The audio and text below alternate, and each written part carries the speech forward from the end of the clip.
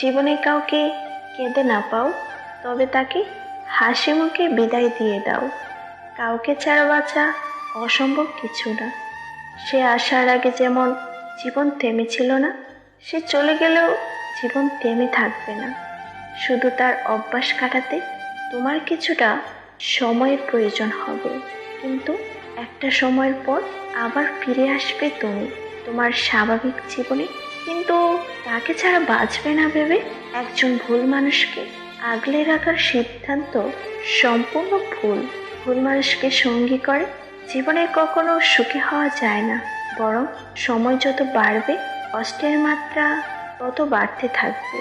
যে তাকার সে তোমার জন্য থাকবে, তোমার ভালোবাসার জন্য থাকবে। তোমাকে তার হাতে পায়ে ধরে কাঁদতে হবে না, তার কাছে ছোট হতে হবে না। আর যে থাকবে না, তার জন্য তুমি নিজেকে শেষ করে দিলেও সে তোমার হবে না। কারণ সে তোমায় ভালোই বাসে না। তবে কি করে সে বুঝবে তোমার ভালোবাসা?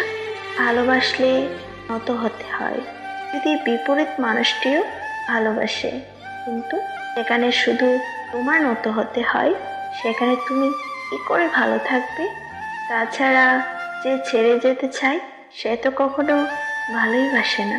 আর যে তোমাকে ভালোই বাসে না, তাকে তুমি নিজের করে রেখে কি করবে?